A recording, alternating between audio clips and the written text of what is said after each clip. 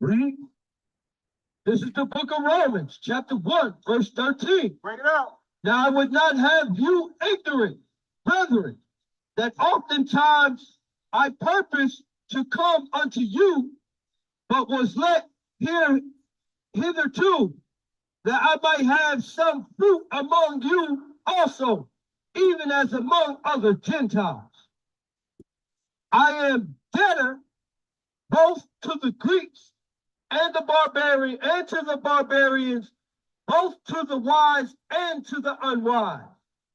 So as much as in me, I am ready to preach the gospel to you that are at Rome also.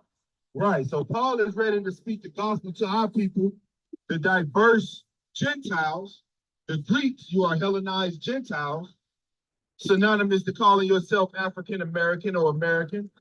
When you're a child of the Most High, Right. you're a child of Israel, but you're calling yourself a barbarian, right? Because you acting heathenistic, Hellenistic, Hellenized, right? Paul coming to speak to y'all, to preach to y'all, man, to the lost, to the deaf, dumb, and blind. And that's what we are here to do, man, to prophesize and teach our people, hey, this is your identity. You're a Hebrew Israelite from the tribe of Manasseh. You're a Hebrew Israelite from the tribe of Judah, right? It's time to repent, turn back to the law, statutes, and commandments, right? These are your enemies. The people that's in power, that's in rulership, they really your enemies, man. And they really hate the Most High, and they don't convince you to hate the Most High. Right. Right? I tell my people all the time, man, come out them churches. Come out them churches. And it sounds wicked as hell telling somebody to leave out the church. Right? But it's actually a righteous thing to come out the church, because the church ain't teaching you nothing except for how to be a good slave, man. Right. That's all they teaching you. False doctrines, doctrines of devils, false philosophies, false interpretations, right? And we out here on the streets having church right now on a Friday night, on the Sabbath day, man. Right. This is church, where you gonna get the 100% truth, like the mother congregations say, the 100% truth, right? You gonna get the 100% truth out the scriptures, man. No sugarcoat. It ain't no cut on this, man. Right. This is raw and uncut, right? Put the dope down, put the drugs down, put the blunt down, and pick up your Bible, man. That's right. Stop fornicating. Leave these hoes and prostitutes alone, man. Get you a real and settle down, man. Right. Ain't nothing out there but death and diseases, man, and plagues, right? Our people got to wake the hell up, man, to come out that wicked ass mindset that they in, right? Let me get the book of Isaiah, chapter 5 and verse 6. You got to make an atonement for your transgressions first in order to receive rulership. You got to make an atonement for your transgression. And you're making an atonement by forsaking the wicked, forsaking evil. And that's what we out here to tell you to do. That's the same thing Paul told you niggas to do in ancient times, man. Paul told y'all to forsake y'all wicked ways. Reconcile back with the Most High, man. Come back into the covenant. Come back into the sheepfold, man. Right. Read. This is the book of Isaiah, chapter 5, verse 6. Check it out. And I will lay it waste.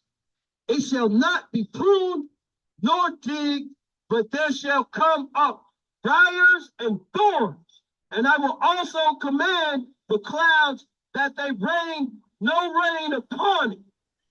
For the vineyard of Yahweh of hosts, the Lord of hosts, is the house of Israel. And the men of Judah.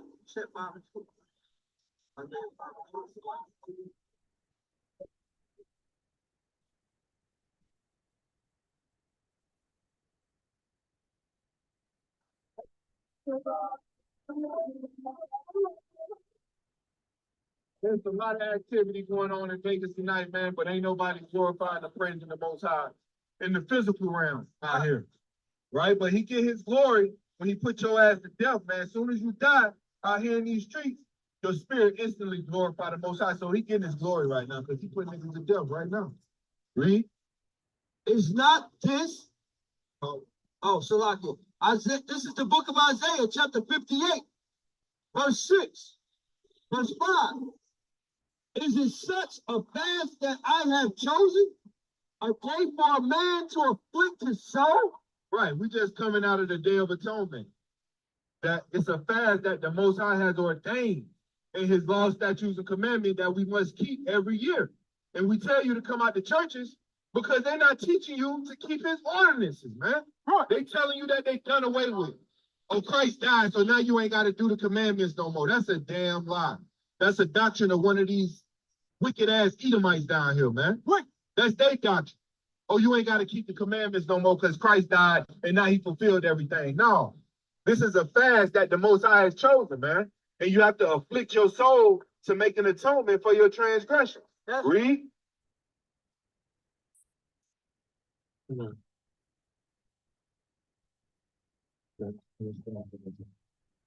Is it such a fast that I have chosen?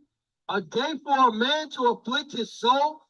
Is it to bow down his head as a bulrush and to spread sackcloth and ashes under him? Wilt thou call this a fast and an acceptable day to the Lord? Right. So the Day of Atonement is an acceptable day to the Most High, man. You humble yourself. And that's something that our people can't do right now, man. A lot of y'all can't humble yourselves. That's facts. Shalom, shalom, shalom. Let's start first by giving all praise, honor, glory, respect, homage to the Most High, Yahweh, and his only begotten Son, Yahweh Shai, who the world ignorantly calls Jesus Christ. Finally happened, y'all. You know, Israel finally bombed Iran. Since, Iran bombed Israel back, I believe, October 1st, we've been waiting patiently, every day they were giving press releases saying, oh, we're going to get you, and you just wait. And Netanyahu's friend came out and said it's going to be a devastating attack. It's going to be waves of attack.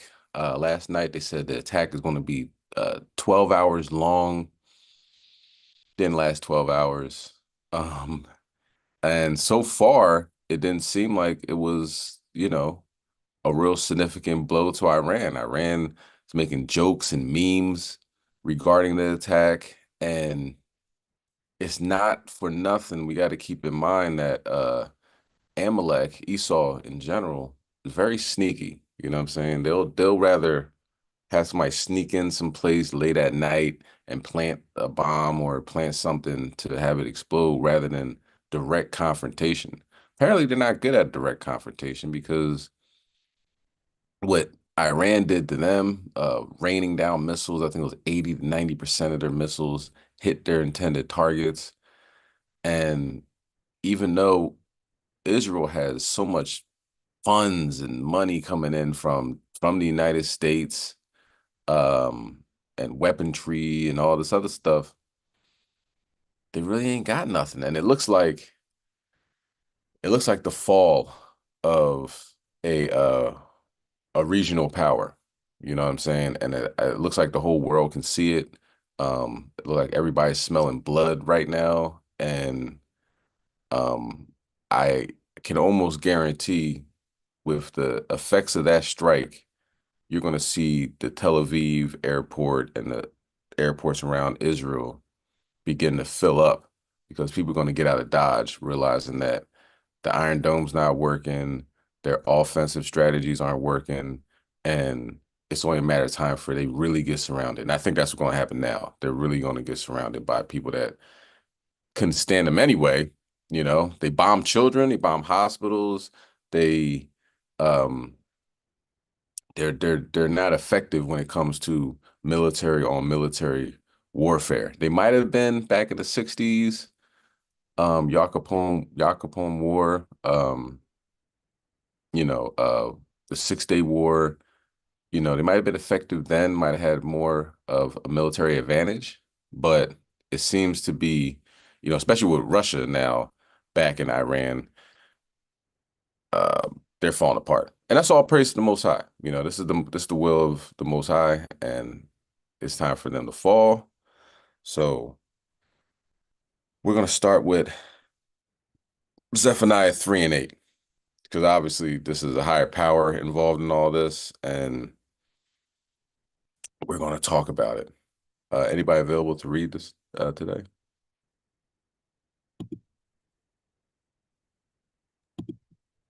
Shabbat Shalom. Shabbat shalom, Yahweh Shema Shabbat. Yahweh Shabbat. Khan. And we're going to watch a video. So let me start off by saying Fair Use Act, Fair Use Act. This video is protected by the Fair Use Act. This is a teaching moment. Thus, this video is protected by the Fair Use Act. All right. So let's bring that out. Zephaniah chapter 3, verse 8.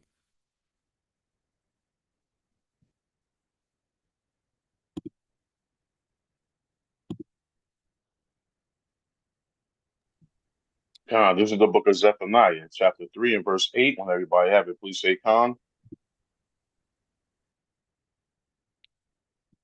Khan.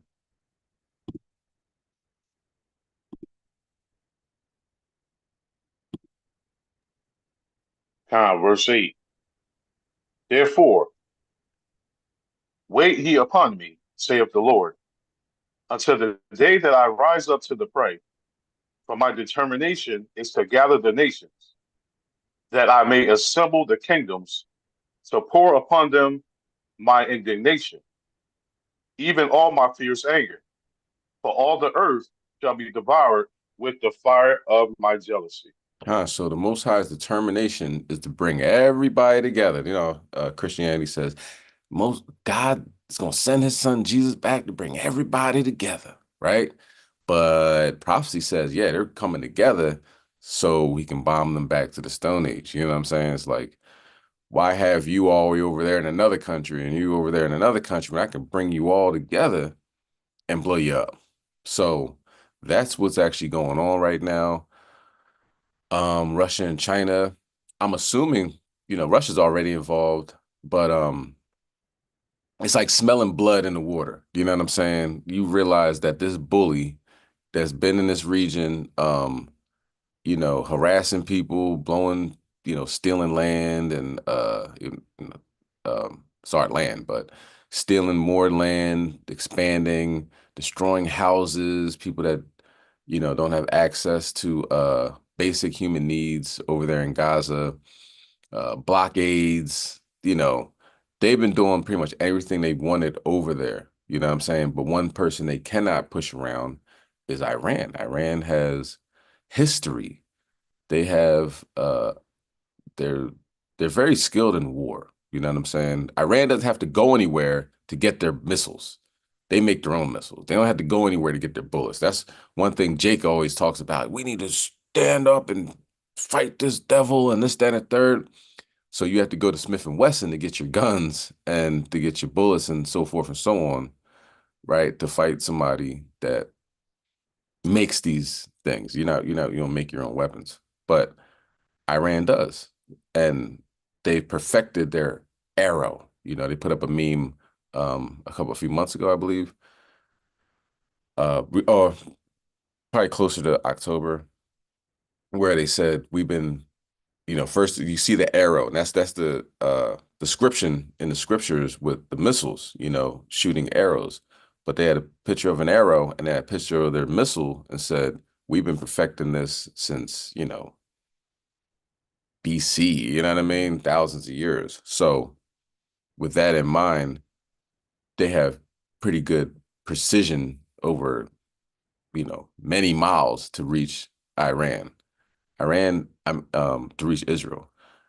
Israel doesn't seem to have that close technology. You know, they had to get on, you know, use fighter jets. This is initial. This happened last night. Fighter jets to shoot off missiles, and it seemed like a lot of those missiles were being intercepted.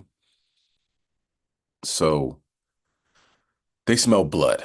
Iran smells blood, and Jordan's a sellout. Jordan said you can't use our airspace. They allowed Israel to use their airspace. They you know, they look like a bunch of Edomites over there anyway. You know what I'm saying? During the time of transitions from the original inhabitants to Ishmael to Esau.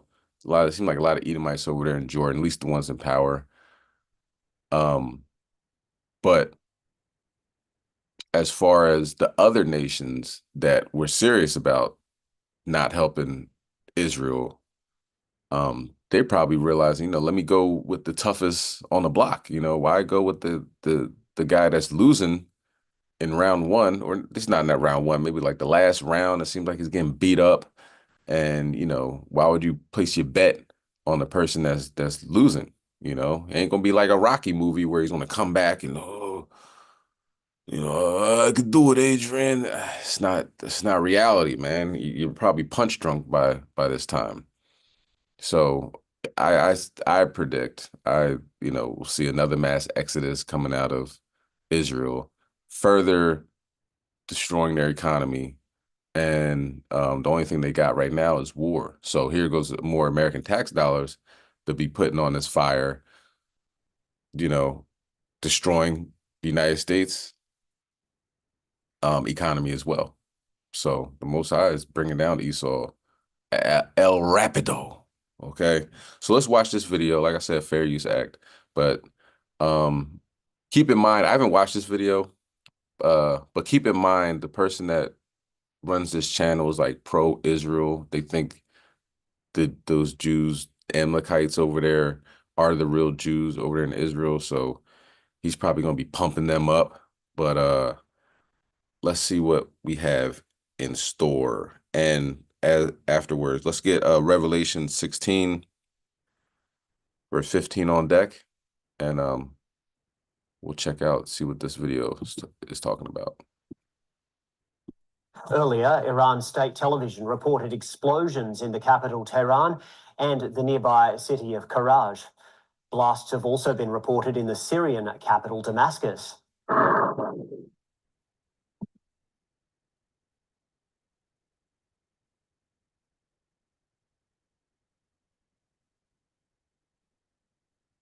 And notice when they showed Tehran that it might be like one fire burning right there. Who knows what that was? They saw a burning bush. I don't know if they're going to show that. There was a burning bush, which is hilarious. They drove by, filmed the burning bush, like, oh, this is the extent of Israeli strikes. And, it's burning by itself. I don't think a bomb burned that bush, but it's very spiritual.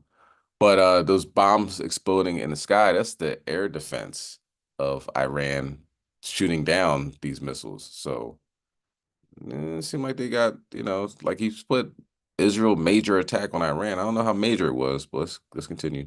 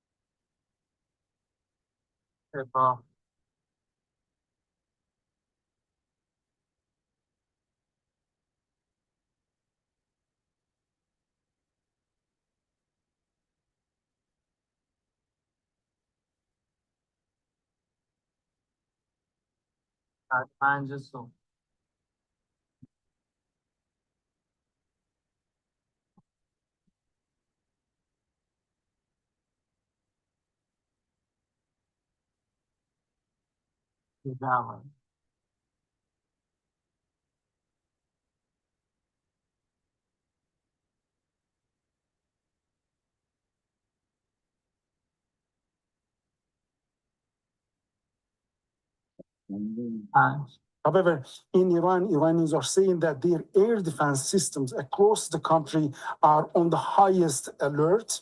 And they're saying that it's a multi-layer air defense system. So we are talking about the protection particularly being enhanced across and around these strategic facilities, the oil and gas reserves, the strategic depots that are preserved for the war times, and the nuclear facilities. So they have been protected by Russian S-300 and S-400s, then Khordad third systems, and also they're talking about the Iranian-made Baver 373 air defense system, which are equivalent to the Russian-made S-300s. And on the top of that, Iranians are saying that several dozens and dozens of the aircrafts are now scanning the Iranian airspace, and now the Iranian army is at the highest level of the readiness. If the scale of the Israeli attacks is quite big and huge, then Iranians are saying that they are going to respond to these with the same magnitude.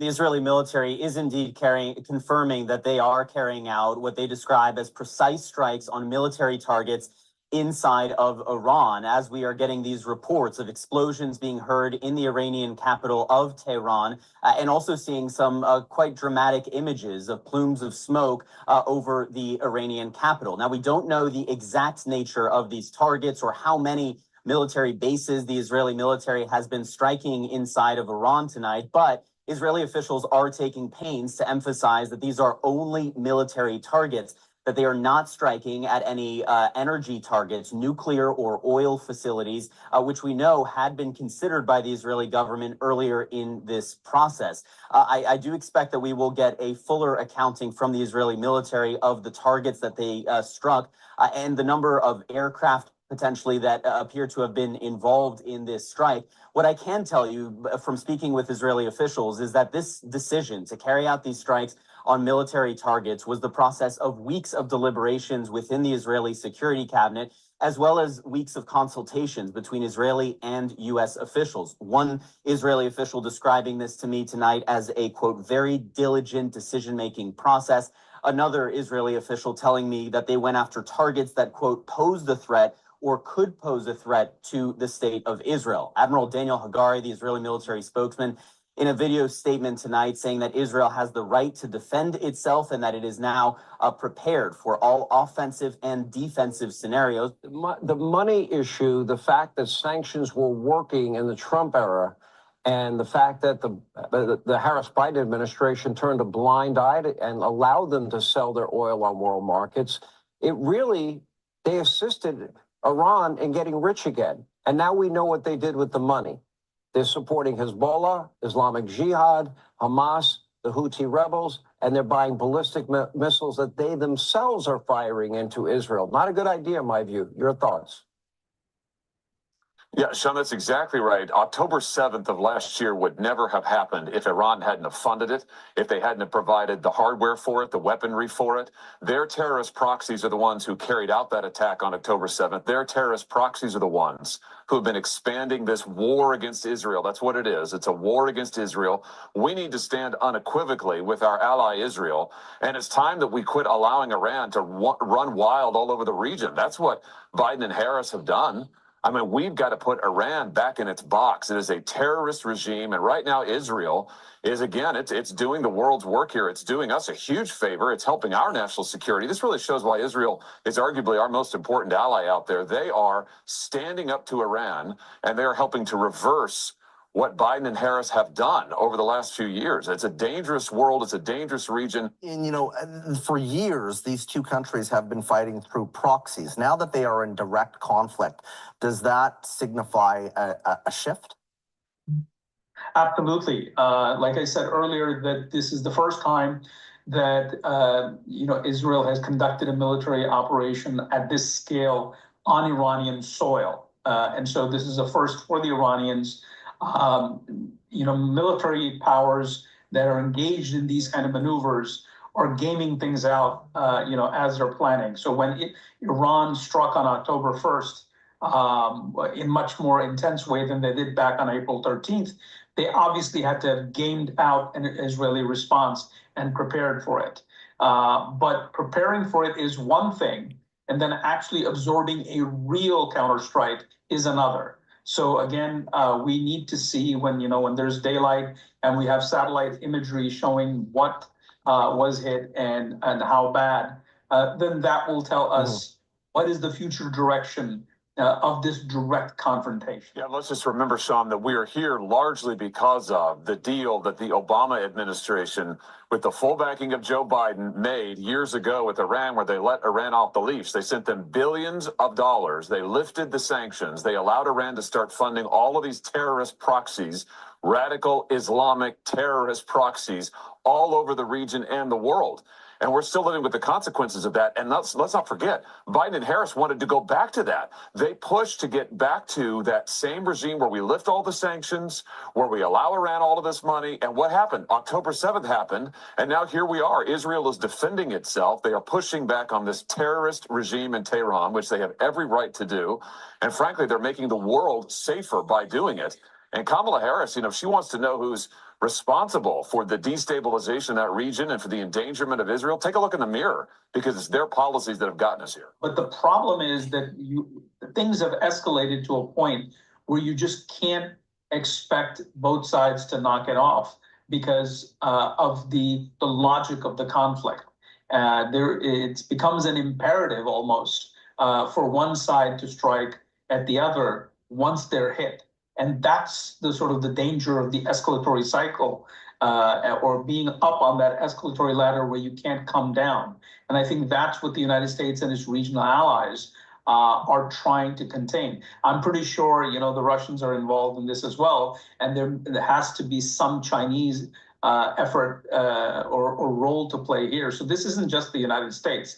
This is a multinational effort. Okay, we're going to pause the conversation there, and we will come back to you for your expertise. We certainly appreciate you being here for the breaking news. That is Kamran Bakari, an expert in the Mideast. We also have a report from the White House now. The White House saying that Vice President Harris has been briefed on Israel conducting targeted strikes against military targets in Iran. She is closely following developments and will continue to be. Okay, so I thought it would be a lot more. Instead, they had the sound bites of the pro-Israel group and how Israel's saving the world from Iran, and they're keeping Iran in check. These what do you say? He says these Islamic jihadists, you know what I mean? Like, come on, man, stop it, stop it. You know what I'm saying? Israel's on his last leg. I think everybody can see that at this point. That strike last night was weak. You know what I mean? It was almost like punching somebody in the shoulder, like, but talking so crazy, like what I'm gonna do to you when I see you and everything like this. And then it's like throwing a paper ball at him and running. You know what I mean? But now, Iran and everybody else can see like these dudes really ain't got it. This is all they have. This is all, this is the big strike. Now it's time to put them to bed. You know what I mean? Let's go to Revelation chapter 16 and verse 15. This is the book of Revelations, chapter 16 and verse 15. And it reads, "Behold, I come as a thief. Blessed is he that watcheth and keep his garments, lest he walk naked and they see his shame." So think about it like this, right? Last night, a lot occurred as far as Israel striking Iran. I believe when this occurred towards the end of the strike, towards the end of the strike, it was about 5 a.m. in Iran. But if we weren't paying attention, you know what I'm saying? If didn't have notifications popping up and everything like that, you just would have went to sleep thinking the world, the same thing it was yesterday. Obviously, it wasn't. So when he said he's coming like a thief, these things can occur while you sleep. These things can occur while you're not paying attention. You know what I mean? And that's why you just have to be ready. You just have to be prepared. How do you prepare yourself, for the end of the world, for missiles, incoming missiles from Russian nuclear submarines and Chinese bombers that flew with Russia close by Alaska by like a week ago, right? How do you prepare for these things? By following the law, statutes, commandments written in the Bible. You know what I mean?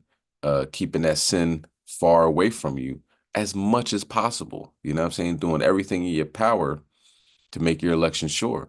That's how you keep your garments clean. That's how you stay on the Most High's good side. You know what I mean? Because when we say he's coming like a thief in the night, just like the maybe not exactly just like, but with the ancient Egyptians, as we were leaving out of that country, leaving out of slavery, those Egyptians went to sleep and they woke up and their firstborn was dead, came like a thief in the night and took, the firstborn to cattle, So we have to stay focused when it comes to these prophecies unfolding. You know what I'm saying? China's involved. Yeah, Xi Jinping dressed up in military attire to tell his entire country of China, billion of people plus, that prepare for war. What did Joe Biden tell us? You know what I'm saying? Is Joe Biden still the president? You see how the Most High has dismantled America in that aspect. The person that's running for president, nobody voted for her. You know what I'm saying? She's just like kind of sneaking in the back door. And at one point, nobody liked her. You know what I'm saying? Even, you got Barack Obama, caping for her and saying, she's going to be the next president of the United States of America and all this other stuff. And he's pulling out all the tricks. He's like going to Detroit and rapping Eminem, like, and got stains on my sweater.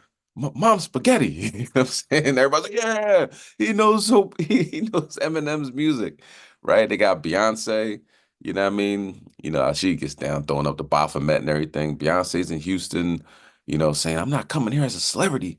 I'm coming here as a mother and all this other stuff. But in reality, nobody liked her. You know what I'm saying? Obama didn't immediately endorse her. Everybody was looking around like, who can we get to replace Joe Biden? Because the Most High God is dismantling this place. And then the other option that you have, not you, I know y'all, we ain't supposed to be voting for these heathens anyway. The other option that America has is somebody who has been convicted of 34 felonies. Of course, he hasn't been sentenced yet. That's what happens when you're rich and all this other stuff. You can just keep pushing back your sentence. Can you imagine Tyrone getting caught with a dirty gun and not even bailing out, right? Because he's got convicted off this dirty gun and still walking around free and just having his lawyer push back the sentence. Can you imagine that happening? No. So you know whose kingdom this is. The earth is given to the hands of the wicked. All right. But the thief is coming. You can see it. Everything is lining out. You can put it all on the table. When you put it all on the table and look at it, you're like, this is it. You know what I'm saying? And Iran has a blank check to utterly destroy Israel. And they could, use Syria and Lebanon, Hezbollah, and Hamas to do it. And just leave it as a, like a desolate wilderness, just smoking. Okay. Can you read verse 16?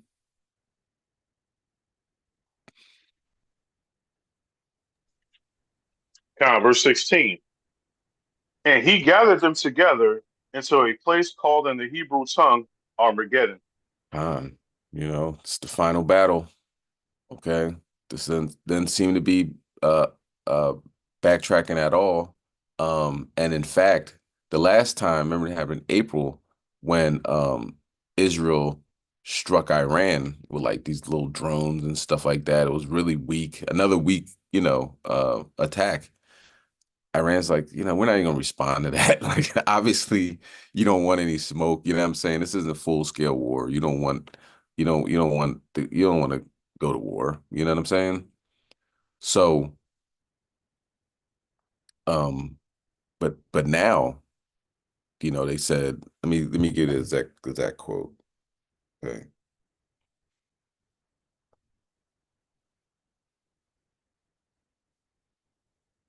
the exact quote that I believe an Iranian,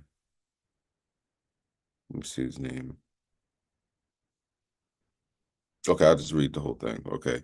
Israel must pay for violating Iran's territorial integrity. Iran's response will be carried out at the best time, considering all aspects and in line with national interests, said IRGC General Ishmael Khorsari. We advise the Zionists to practice living in shelters, said Khorsari, who sits on the Iranian parliament's National Security Committee. So they will respond to the Israeli attack at their best time. So do they want to go tit for tat with Israel? Because Israel has nuclear weapons. Or they just want to just blow Israel up and then go to war with America if America responds. You know what I'm saying? Because we started noticing America has been kind of inching away from Israel, at least on, releasing statements, which is not healthy for Israel. They're like, yo, we're on 7 fronts right now. Like, don't say that. You're saying, like, if you don't you know, give Gaza some breathing room and allow them to, regroup a little bit, then we're going to shut you guys off from, milking Israel, like a little baby, right? Or giving Israel the milk, you know what I'm saying? Like the baby it is. Okay. They also, Joe Biden's given the Palestinians like, I think 100, see if I can find that, $135 million. So I don't know if Israel likes that.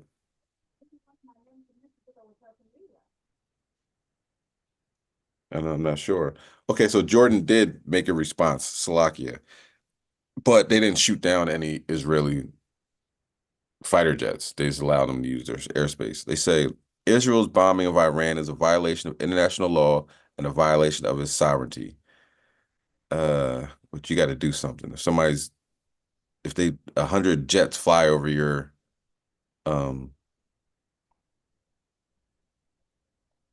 if 100 jets fly over your country, you might have to shoot them down. But I believe they're just a real scary place. Jordan's really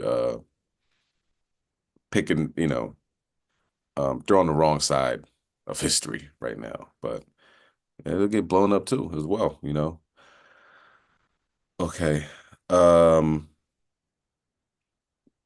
Iran saying Zionists should leave their stolen homes now. Like, you should leave. I think they're going to leave. I think they're going to get out of there. If I put myself in their position, I'd leave. You know what I'm saying? Like, once you realize that God's not with you, that something's wrong, you know what I'm saying?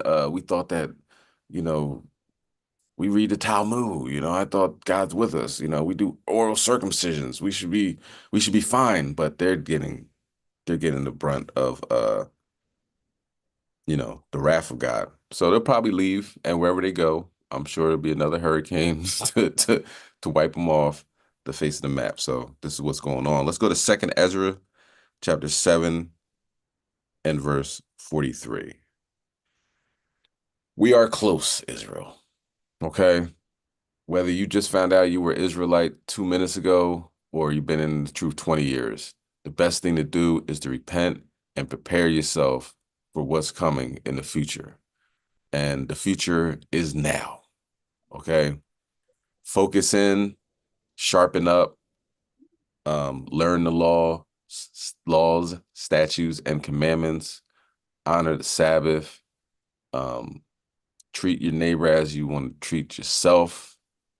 Got a beard, you're a man, wear your beard. If you're a female, wear your dress and fringes. If you're a male, wear your fringes. Stop eating abominable food, pork, shrimp, crab, lobster, cut it out of your diet. It's not real food anyway. Follow the feast days. This is all important stuff. You don't want to going to the wedding not wearing your garment and then get tossed out?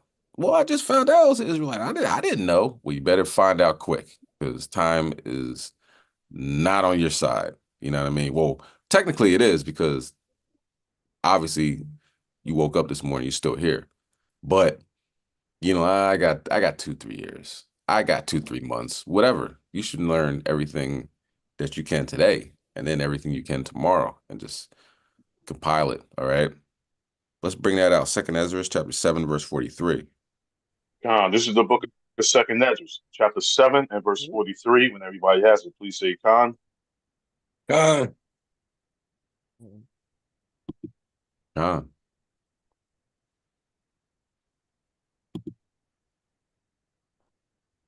Khan, verse 43. But the day of doom shall be the end of this time, and the beginning of the immortality for to come, wherein corruption is past. Khan, the day of doom. It's called Doomsday. Where do you think they got Doomsday from? There you go. All right. The day of doom shall be the end of this time. And what's the end of this time of it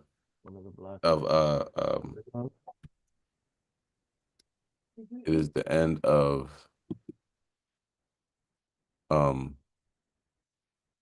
Esau. Esau is the end of the world. Jacob is the beginning of that follow. All right. So, and the beginning of immortality. Okay. If you ever wanted to know what immortality was like to live forever, and we're getting there. You know what I'm saying? Because the wages of sin is death. What happens if you don't sin? What happens if we have these new bodies, right? Our minds are filled with the law, where we're not sinning. It's immortality. As it might be far fetched, like a sci-fi channel, but this is the reality. Okay. And I say far fetched because it's hard to imagine. You know what I'm saying? But this is it. So all these things are happening. The prophecies are unfolding. Every day, every minute, getting updates, notifications, what's going on, how they're going to respond. And today should be an interesting day. You know what I'm saying? So every day moving forward, we're getting closer and closer to the end.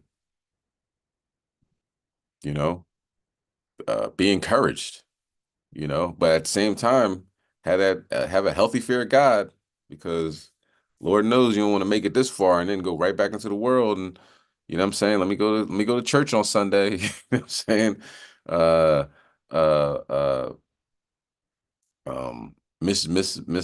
Miss Johnson's gonna make her signature crab cakes. I just want to have one before it's all said and done. Nah, man, you don't want that type of mind state. Let's go to Joel chapter 3, verse 12. Because multitudes in the valley of Jehoshaphat, the valley of decision. All right. The battle of Armageddon is near. The day of doom is near. If I was a general in the Iranian government or whatever, Iranian army, Iranian military, I'm like, yo, I smell blood. These dudes ain't ready. You know what I'm saying? It's time. I don't think America is really rocking out with them like that. They giving money to Palestine. We could have used that money. America's like, hold on, let's reevaluate some things. We might want to shift a little bit this way, because Netanyahu ain't listening to nobody. America was telling them, like, yo, get a peace treaty involved. Let's have a peace treaty. And they're like, okay, yeah, let's do that. I'm thinking about that. And then they killed the leader of Hamas. I don't think that's going to go well with the peace treaty. So America had to come out like, yo, we ain't had nothing to do with this, even though, of course, they did. But we had nothing to do with this, yada, yada, yada. The Iranian president was like, yo, the reason why we didn't bomb them immediately was because we thought a peace treaty was going to happen for Gaza. So now, boom, they end up bombing Israel. Israel bombs back last night. And that joint was, you know what I mean? A nothing burger. You might as well throw a paper airplane over there to Iran. Iran's like, that's it. and we saw a burning bush. I'm gonna find that out and I'm gonna put it up on, whether it's Facebook, Instagram, because that burning bush was very interesting. Okay. It's all by itself. Somebody's driving down the road, a dark highway, and it's one bush burning in itself. First things first, every Israelite can attest that that doesn't happen a lot. And it didn't happen a lot in our scriptures. But it did happen when? Right before Moses, the Most High used Moses to lead the children of Israel out of Egypt. Can't make this stuff up. All right, let's bring that out though. Joel chapter 3 and verse 12. Khan, this is the book of Joel, chapter 3 and verse 12. When everybody has it, please say Khan. Khan.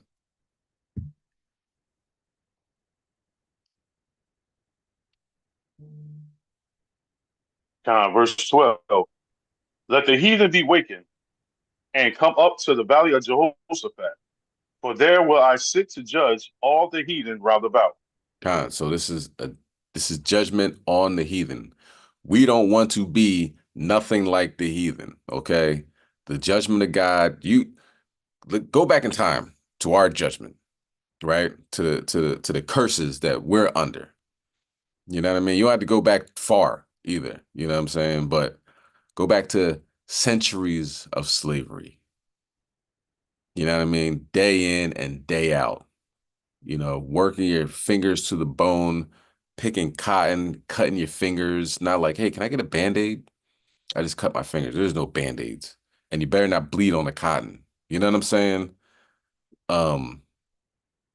You can cut yourself and it can get affected.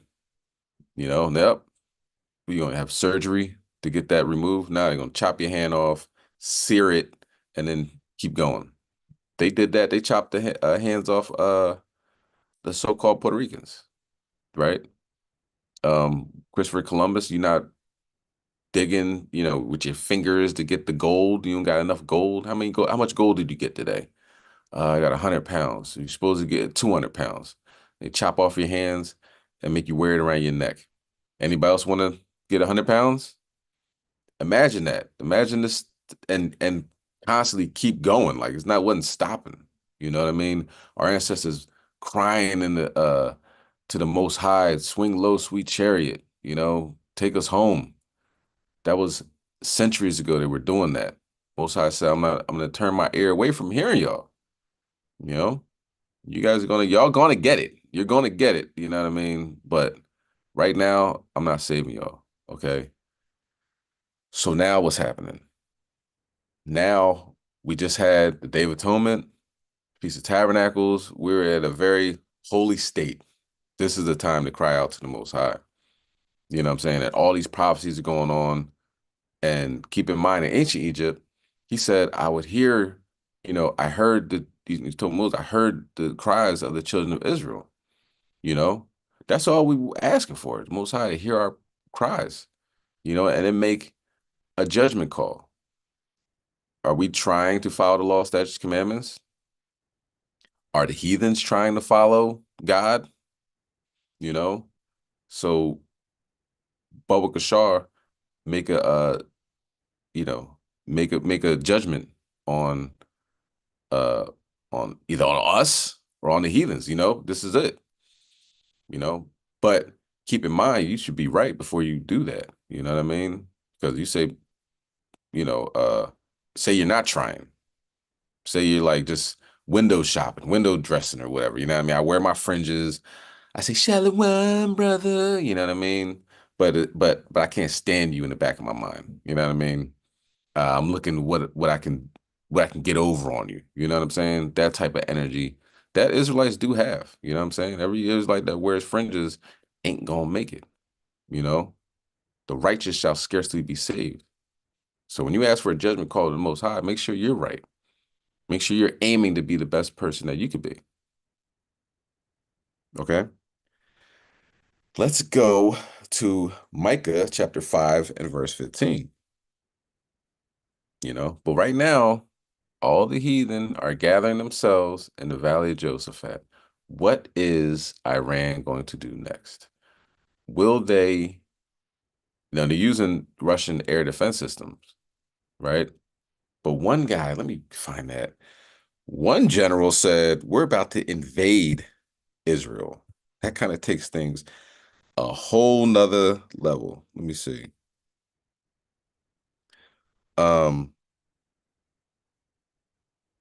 IRGC chief Salami warns Israel of Iran's ground operation. So what's that going to be like? Because remember, when they started off with Hezbollah, the Hezbollah soldiers invaded Israel. They left, but they're like, it's kind of testing the waters. How far can I get into your country before you react with drones and tanks and stuff like that? So that's not unheard of and of course it's not unheard of for Hamas. They ran up in there with freaking um air gliders, you know what I mean, on October 7th of last year and kidnapped, massacred a bunch of Amalekites. So it's not unheard of. Okay. And the Iraqi government too is soft. They have fighters over there, but the government itself, I believe it says that they allowed Israel to use their airspace. So even in the midst of the heathens, they're falling apart on each other. You know what I'm saying? And we're going to talk about that, like the Valley of Jehoshaphat. They all came against Israel, and what happened? They end up killing each other. That's what's happening now. Okay, so if you got your popcorn on deck, enjoy. Don't cook it. It's the Sabbath. But you got some popcorn. This is a beautiful time to be alive, but not complacent. All right. Let's bring that out. Micah chapter 5, verse 15. God, this is the book of Micah, chapter 5 and verse 15. When everybody has it, please say Khan.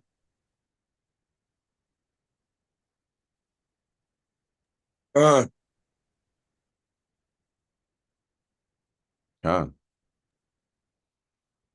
Khan, verse 15. And I will execute vengeance and anger and fury upon the heathen, such as they have not heard. So the things that's going to happen to these heathens, they don't even realize what's about to happen. You know what I mean? They don't even understand the devastation that the Most High will bring. Keep in mind, Israel, the world's calling them baby killers. Why? Because they have no problem bombing a daycare. They have no problem bombing an apartment building. So when that happens, the Ishmaelites take the babies, you know what I mean, 2, 3 years old, and kind of lay them out on the bed or on the floor and like, look, this is what your bomb just did. There's no fighters here. These are children and women and all that, right? Israel's despicable for that. But, on a moral level, but you knock that thing up a little bit higher, who's really calling the shots? Yeah, how about Shem Yahushai? He taking them kids out. You know what I'm saying? Don't forget what he did, you know what I mean? Calling the prophet, go ahead, bald head, go up there, bald head, and taking 2 she-bears to rip up 42 children. All right? God ain't got no problem destroying these damn kids, man. You know what I mean? These heathen babies. All right? So imagine the anguish, that country's going through, you know what I mean? Having a child 2, 3 years old and then just getting, like their whole head, the whole side of the head gets blown off, So the vengeance that the Most High is displaying over there, this is what they did to our kids. All right? He's paying them back. Let's get Habakkuk chapter 1 and verse 5. Think about Florida, gator bait, right? They call this gator bait. They take the children, kidnap the children, feed them to alligators. What the Most High do to them? 2 major hurricanes.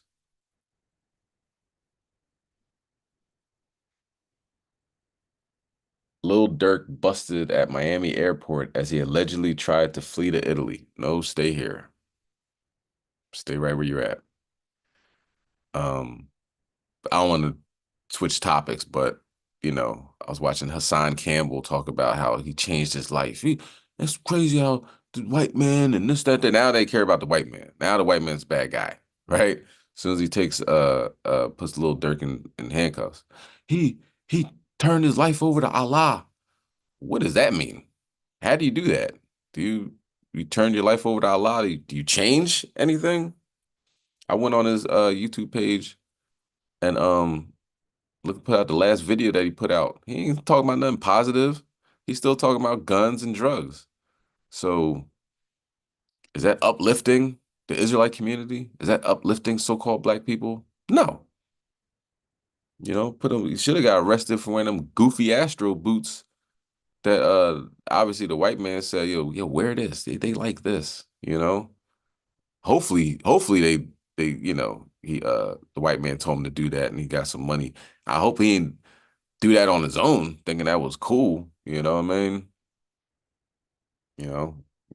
Get paid to look stupid, but that money ain't meaning nothing anyway, right? Money's falling apart. No matter how much money you got. He got $1 million, whole bunch of jewelry. You ain't gonna buy yourself out of jail, especially when there's no bond. You know what I mean? And they get you at the Miami airport trying to flee. Nah, you're behind gonna sit. Murder for hire. Lil Durk's going to jail. King Von's dead. All these dudes that put that drill rap out. YBC Duel dead. Anybody that's saying, I'm gonna kill my brother, I'm gonna kill a fellow Israelite, the Most High is taking him out, and it ain't taking long. You know what I mean? The wicked only triumphs for a little bit. All right. So get used to that too. It ain't over. I'm sure that whole crew's about to go down because when they talk about life, now all that stop snitching goes right out the door. All right. Let's get that. Habakkuk chapter 1, verse 5. Khan, this is the book of Habakkuk, chapter 1 and verse 5. When everybody has it, please say Khan. Khan.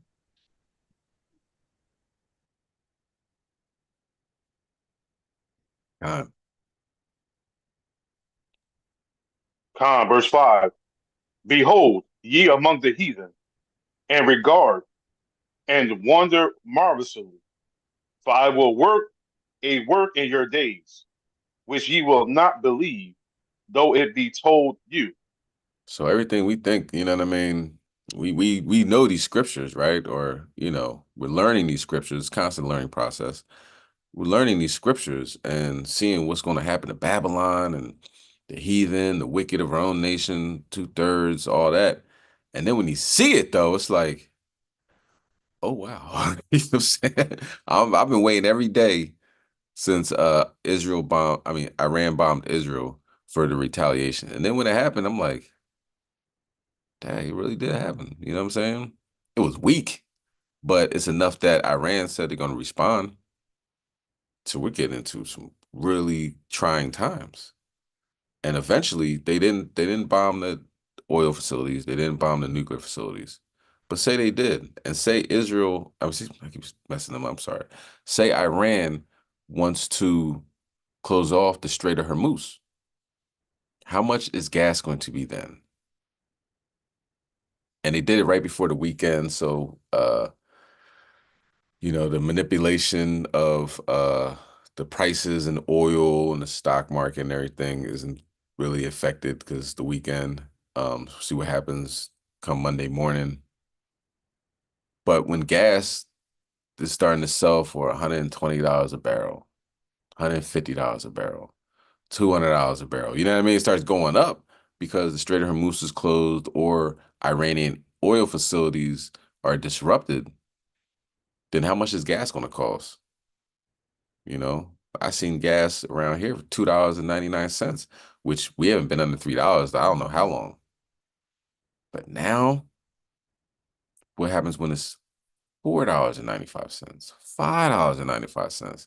When people are going to the gas tank with quarters, or nickels rather, how much is that? $8? All right, how much they gonna get me? Get like 1 gallon of gas. You can go back home, you know, you could drive from the gas station back home, but that's it. Then you got the tractor trailers, you know, that go from place to place, picking up goods and dropping off goods and services. Your food from Walmart and Poppy Store and all these other places, Target, and their gas goes up. Price is going to go up. Inflation is going to be crazy.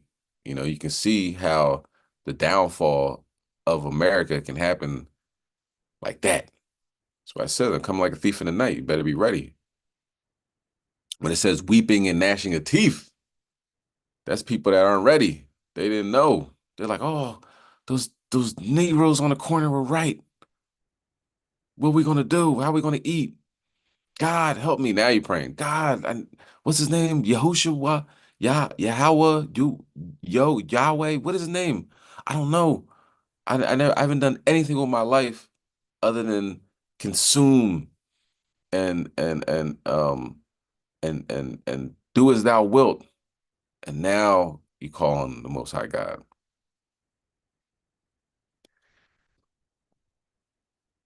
A lot of people are gonna be praying and crying in that day. God ain't gonna listen to them. He actually says he's not gonna listen to them. You know what I mean? You read Proverbs chapter 1, 26 on down. You know, when I was there, when I was talking to you, you weren't listening. Now your destruction coming like a whirlwind. You know what's God gonna be doing? He's gonna be laughing at them. Because it's written. It's like, I will laugh at your calamity. I will mock when your fear cometh. All right, let's go to 2 Chronicles chapter 20 and verse 23. So people that have been paying attention can see these signs in the multitudes in the valley of decision, right? What happened in the valley of decision? What occurred during that time period of Jehoshaphat? And I always recommend reading the whole chapter. 2 Chronicles chapter 20 is an amazing story, amazing tale, amazing account on what happens when you believe in Yahweh Shem Yahushai. Okay? Totally legit. God will do this for you. Okay? Let's bring that out. 2 Chronicles chapter 20, verse 23. Count that one. This is the book of 2 Chronicles, chapter 20 and verse 23. When everybody has it, please say. God. God. Verse 23. For the children of Ammon and Moab stood up against the inhabitants of Mount Seir, utterly to slay and destroy them. And when they had made an end of the habitations of Seir, everyone helped to destroy another. Khan. So the Japs, you know what I'm saying? Oh, sorry, my bad. Don't want to offend anybody, right? But our Asian population ran up on Mount Seir. They geared up to fight against the Israelites. But you know what I mean? Who knows what Esau was doing? He's probably like, hey, people, you know, you got too much malarkey going on here. Can you stop with the rice every night? And you know, I want to. And they're like, what? Who are you anyway? You know what? Man, let's destroy them. And they took out Mount Seir. But then come to find out they don't get along either. You know what I mean? It's just like nowadays, Japanese and the Chinese, they don't like each other, you know? So they start killing each other. And then they destroyed each other. This is on their way to battle. This is the battle. We're on our way to battle, but we're singing, you know what I mean? We're praising the Most High. He's like, yo, don't worry about it. You know, remain still. The battle isn't yours. The battle is the Lord's, right? This is what the Levites was telling them. Go ahead, can you read verse 24? Verse 24. And when Judah came toward the watchtower in the wilderness, they looked unto the multitude, and behold, there were dead bodies fallen to the earth, and none escaped. And they all end up killing each other. That's very supernatural. like Not one person. Well, who's the last person? It was like Reservoir Dogs. Everybody got their gun on each other, and then boom, boom, boom, boom. Everybody's dead. And you know what we did? We got what you got? Got a Rolex. You know what I'm saying? They open up his wallet, you know what I mean? I'm sure they didn't have Rolexes and wallets back then, but you know, he got some gold, nice chain. Let me get that, John. Let me hold that. All right. So it took us days to take the spoils of what they had, you know what I mean? Some purple linen, you know what I mean? So the spoils of war, we did. That was the extent of our fighting, taking the things that they don't need no more. You know what I mean? You don't need them. You know what I'm saying? So that's what happened in the Valley of Jehoshaphat. And guess what? It's happening now. So the time period of people, a little explosion here, bomb going off there. This is the time period. He's extending out the time period why destroy them all at once? They extended ours out. Ours was extended out over centuries. So the Most High is destroying them. People are in apartment buildings that Israeli bombs are destroying over there in Beirut. They're like, well, we're not soldiers. We're not military. Don't matter. God's killing them all. All right. Let's go to Mark chapter 13, verse 7. You know, because a lot of prophecies happen, right? A lot of prophecies are going on. And Yahushua, when he walked the earth, he talked about this time as well. You know, Jacob told his 12 sons, gather around. You know, let me tell you what's going to happen at the end of the world. All right. Let's bring that out. Mark chapter 13 and verse 7. Khan, this is the book of St. Mark, chapter 13 and verse 7. Everybody have it. Please say Khan. Khan.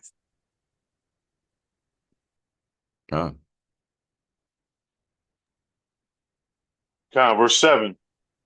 And when ye shall hear of wars and rumors of wars, be ye not troubled, for such things must needs be, but the end shall not be yet. So keep in mind, be you not troubled, right?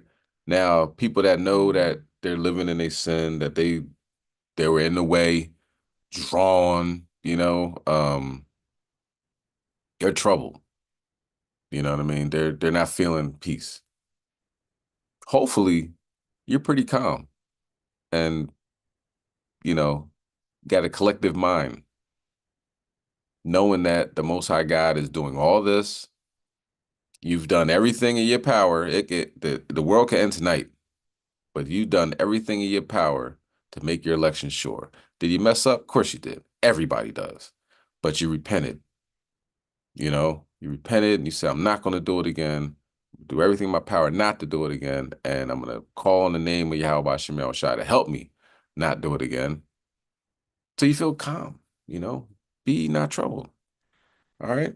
The end is not yet. This is what's going on, these wars and rumors of wars. This is the Most High taking out the mighty men, right? The mighty men of these nations, and he's also taking out the civilians as well, But like I said before, he's extending it. And as this goes on, people are going to start realizing, hold on, wait a minute. Those daggone Negroes on the corner were right. Where's that Bible at? Blow the dust off that thing. Read it. Where are we going to start at? I don't even know where to start. But you know what? They were right.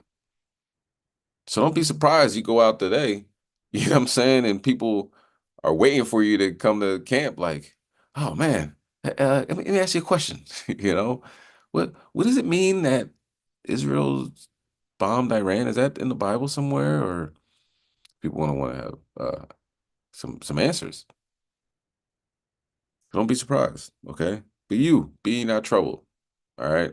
But if you're troubled, get yourself in order, quick, all right? Can we read verse 8?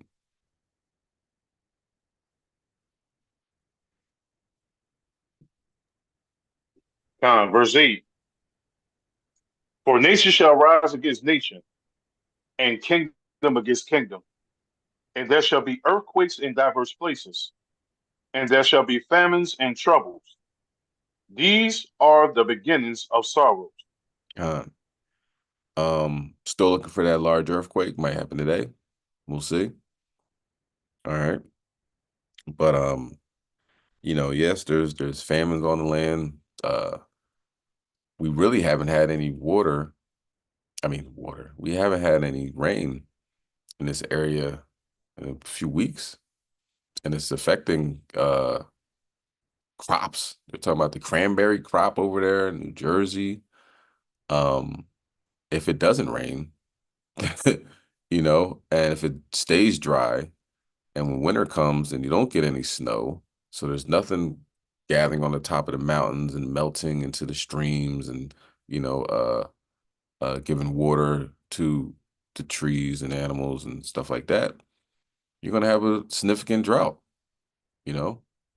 And even the park ranger said that to a sister, said, don't make sure if you make a fire, don't let anything go get these leaves because everything is dry right now. There's no water, right? And the same thing's happened over there on the West Coast.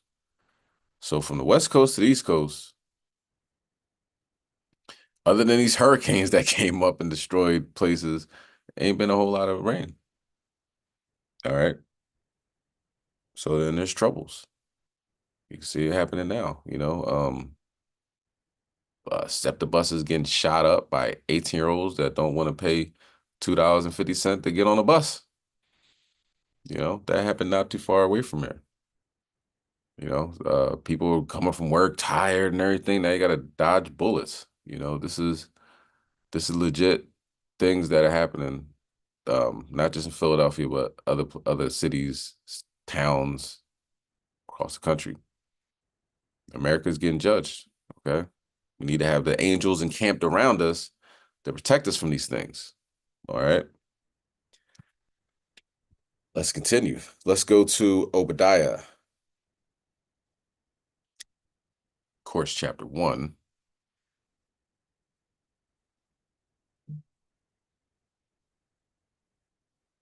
We'll go to Obadiah chapter 1 and verse 16. Let's see what's happening to the Amalekites, right? That said, we are the real Jews. It's us and nobody else. Okay. Let's let prophecy unfold. Let's bring that out. Obadiah 1 and verse 16. When everybody has it, please say Khan. Obadiah chapter 1, verse 16. Done. Khan. Khan, verse 16. For as ye have drunk upon my holy mountain, so shall all the heathen drink continually. Yea, they shall drink, and they shall swallow down, and they shall be as though they have not been. Khan. So they are continually to drink. You know what I mean? They sat on the holy mountain. They're like, this is us. This is our land. We're making walls. We're expanding our territory, kill the Palestinians, take that land, all that. We're going to keep doing that, right? But now they have to drink from the cup, Those curses that we have, now it's going on them, The cup of affliction, they're being afflicted. And it's going to be as though they have not been. What do we mean by that? They're getting X'd out.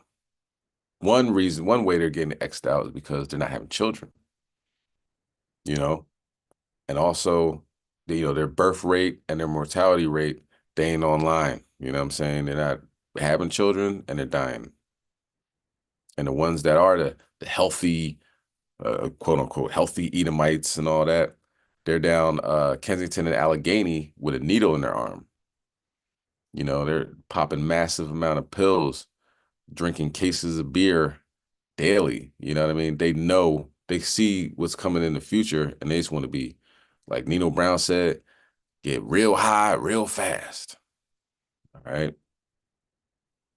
And those are the ones that's supposed to be out, vibing and meeting women and, you know what I mean, starting families. I brought this up a few months ago. A psychologist was saying that what she's noticing that these young men are doing, she didn't say, I think she said white men. I believe she's like white teenage men between a certain age, 18 to 25 or whatever, at a time where they're supposed to be most vibrant and stuff. They're in their mom's basement, smoking weed, playing video games.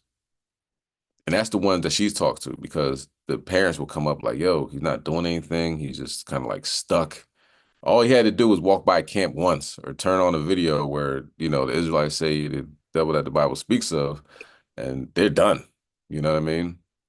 So they're sitting back doing nothing with their lives. And those are the ones that are able to see a psychologist. The other ones are on the street corners, like I said, with a needle in their arm. You know, they're really falling apart. And so they're being X'd out that way, but also now it's wartime. You know, it's no accident that right before all this transpired, that the United States said, hey, guess what? We're bringing the draft back. You know, don't worry about it, though. You're not going to get drafted, but we're just going to bring it back. And guess what? Women, you're involved too, you know. So it ain't looking good. Let's get Wisdom of Solomon, chapter 5. So what does that mean? Be as though they have not been. You know what I mean? We're going to hear about these Edomites. First of all, 1,000 years, they're going to be eradicated off the face of the planet, right? But, you know, to find an Edomite, and, you know, like, wow, because all the heathens are going into slavery. You know what I'm saying? Because who didn't have a part in our slavery? So they're all going to slavery. You know, to get an Edomite slave is probably going to be like, oh, look at that. That's an Edomite. You got an Edomite? Man, I've been looking for an Edomite for 2-3 weeks now, man. You know, because you can't abhor the Edomite because the minute you get them, you're going to want to destroy them. You know what I'm saying? But they got to build up your walls. So you can't hate them and kill them. I mean, come on. You can't do that. Beat them, you know what I'm saying? But to destroy them immediately, you're missing out on all the fun, okay? So the future doesn't look good for them. That's why they're sitting in mama's basement, smoking weed, not going on dates, not even caring about girls. You know what I'm saying? At one point in time, it was like, hey, let's go out. Maybe we can get, you know, get some females, this and the third. They ain't doing none of that. Man, they got Call of Duty. You know what I'm saying? They got Resident Evil. You know what I mean? They're playing their video games, you know? That's their life right now. Okay. And it had to be so significant that that psychologist had to come on TikTok or whatever, where I seen it on Instagram and bring this out. Like, this isn't just one person I'm getting calls from parents all over, you know? Wisdom of Solomon, chapter 5 and verse 11. Baba Kishar. Khan, this is the book of Wisdom of Solomon, chapter 5 and verse 11. When everybody have it, please say Khan. Go ahead. Khan.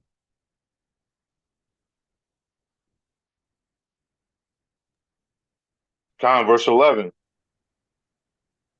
Or as when a bird had flown through the air, there is no token of her way to be found, but the light air being beaten with the stroke of her wings and parted with the violent noise and motion of them is passed through. And therein afterwards, no sign where she went is to be found. Khan. So that bird flapping his wings, you know what I mean? It's just, think about how many times a bird flaps his wings. You know, after the bird flaps his wings, let's do it again. Nobody cares about the, you know what I mean? It's immediate. Boom. Flap the wings, gone. It's kind of like the Edomites. You know? Here today, gone today. You know, the triumphing of the wicked is short. Let's go down to verse 14. Verse 14. For the hope of the ungodly is like dust that is blown away with the wind, like a thin froth that is driven away with the storm. like as the smoke which is dispersed here and there with a tempest, and passeth away as the remembrance of a guest that tarrieth but a day. Huh. It's things you don't even think about. Do you know what I'm saying? What it says, the ungodly is like the dust that is blown away with the wind. Who's contemplating? Oh, I wonder what happened to that dust. Remember that dust that was nobody cares. Like think about like in Florida when the second major hurricane came through. Nobody's like, look at the dust that's on that house that's destroyed right there. I wonder what I wonder what's going to happen to that dust. Nobody cares. You know, that second hurricane just add insult to injury. People houses were already completely destroyed, and the other hurricane came and blew that debris somewhere else. Won't be needing that. That second Hurricane Milton, it took up the whole daggone state, man. The whole state of Florida, it looked like a hurricane was going towards it. And as the hurricane was coming, there were tornadoes on the east side of Florida. 38 tornadoes, I believe. Nobody cares about the dust. Everybody's worried about the hurricanes and, you know, what's going to happen and how I'm going to eat and is the Red Cross going to help me? When will I get my $750 check? Where am I going to cash it? The bank is gone. You know what I'm saying? No, and do you honestly think anybody cared about the dust? You know, or that's fin froth that's on the ocean before? No, those things totally unimportant. So with that aspect, let's keep in mind that some things just don't matter. You know what I'm saying? Some things aren't important that you're going to bring to the kingdom of heaven. Edomites don't matter. All right. I remember it's Edomite that was cussing out Jake. Said niggers' lives don't matter, but that's the exact opposite. Y'all don't matter. Okay, that's just the reality. You know, you look at just off the skin. You know what I'm saying? Like, hold on, if you can't survive with the sun in climate change, right? In this global warming era, if you can't survive without getting skin cancer, then maybe God don't care about you as much as you think he does. Message. Okay. But can you read verse 15? Verse 15. But the righteous live forevermore. Their reward also is with the Lord, and the care of them is with the Most High. All right. So the righteous, those that follow God's law, statutes, commandments, is chosen you, so-called blacks, Hispanics, and Native Americans. Your lives matter. Okay. Black lives don't matter. Israelites' lives matter. Okay. What is a black life? I mean, we all know what they mean when they say that. But then all of a sudden, the Africans are involved. Hamites come up, like, yes, my life does also matter. And then the Indians come in, the Elamites, yes, my life matters also. Like, no, Israelites' lives matter. So-called blacks, Hispanics, and Native Americans on your father's side, you can trace your ancestry back. You know, you can only trace your ancestry so far back because you were slaves. You know what I mean? You and your spirit resonates with this. Your lives matter. God's coming back to save you. You're the only people on the planet that needs to be saved. Well, right now, you know, there's other people that need to be saved, but not need to be saved, but they're going through it because of things they've done to you in the past and your ancestors. All right, let's go to 2 Peter 3 and 10. Because I gotta watch when I say that. Like, you're the only people that need to be saved. Like, no, I do too. My house was blown up in Asbury. What's it called? Was it Asbury? Asheville, North Carolina. Yeah. Look at the history of Asheville, North Carolina. Very racist history. Okay. It was one point in time in Asheville, North Carolina, between they had 1,000 residents to 5,000 residents. Right between that time, they had 300 enslavers, meaning 300 people, 300 houses, you know, like Django, Candyland, the big house, 300 people that own slaves. How many they have, who knows? Because that wasn't really important. They probably could look at the documentation on that, but so most of the people, you know what I mean? They had a large population of our ancestors working from sunup to sundown. And then they went from 1,000 residents to 5,000. So they were growing and expanding. Now they have like 95,000 people that live there. So when you think about it, that whole town was built upon slavery, right? Not saying the whole country wasn't, but that town specifically was built upon slavery. And what did the Most High do? Not only did he flood that place, he flooded the mountains. The mountains are done. It was the person that lived up there. He's like, look at these trees. They'll never come back. They're uprooted. They're thrown like sticks. Who would have thought a hurricane would hit this city? Okay. So God got us. God got the ungodly and God got the righteous. All right. Let's get he's going to judge the ungodly and God got the righteous. Let's get 2 Peter chapter 3, verse 10. This is the book of 2 Peter, chapter 3 and verse 10. When everybody has it, please say Khan. Khan.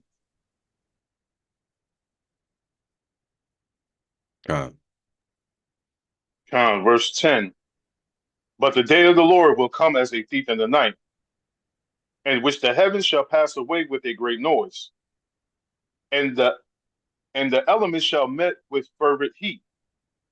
The earth also and the works that are therein shall be burnt up. Okay, so he says it again, right? The day of the Lord will come like a thief in the night, where the elements will melt with fervent heat. Melting elements. What is powerful enough to melt elements? Thermonuclear destruction. You know, people couldn't really fathom what a nuke was back then. Like arrows, what? Melt with fervent heat? How is that possible? And even in the days of Noah, it hadn't rained. So like rain, like how would a flood happen? You know what I mean? Dew comes up from the earth. You're talking about it's going to flood. Doesn't make any sense.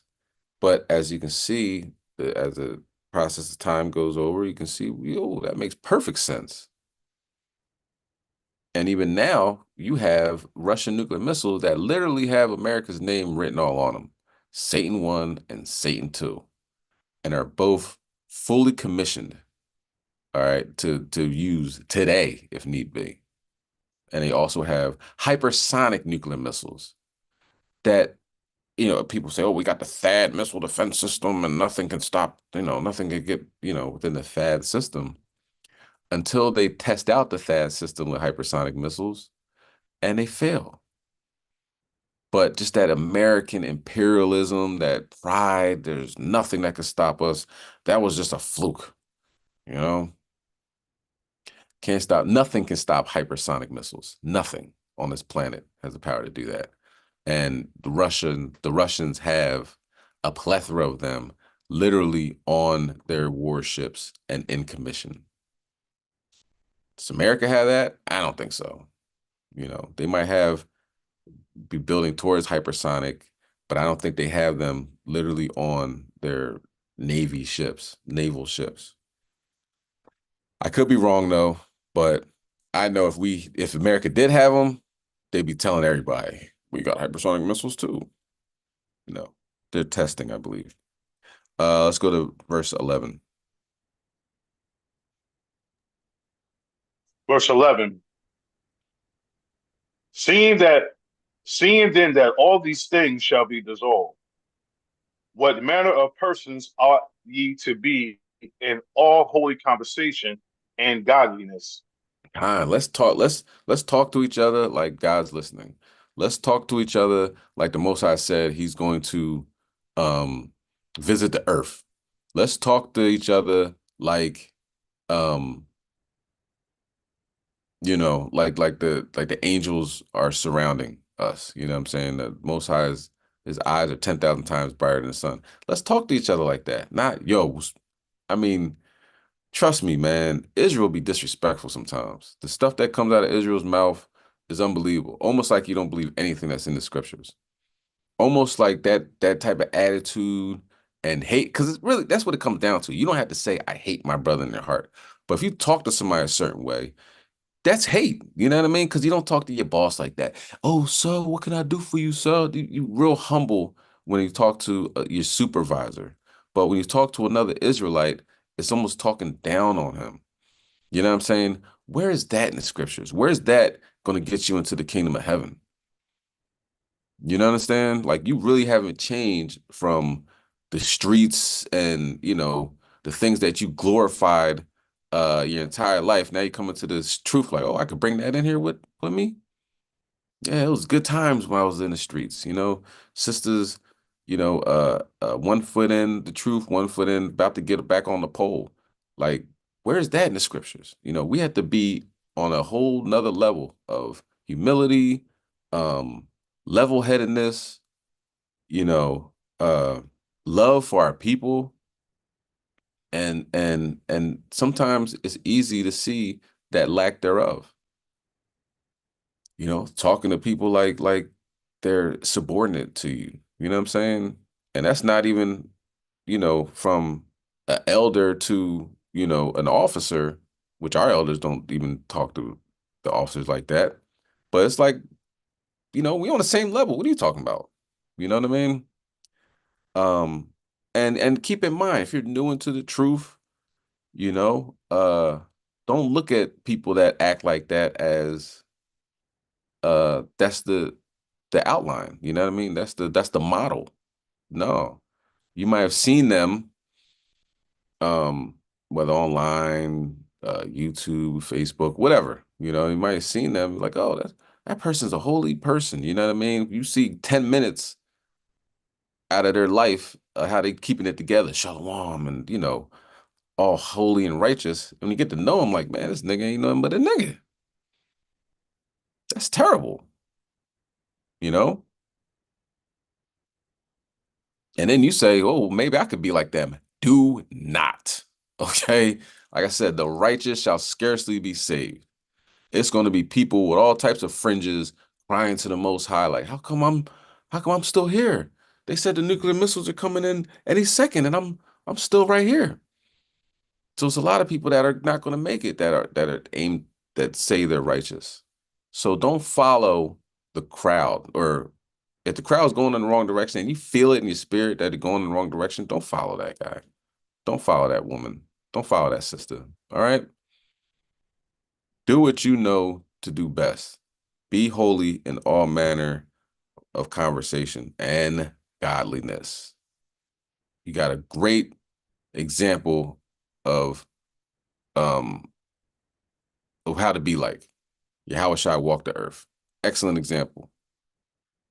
Okay. Can you read verse 12?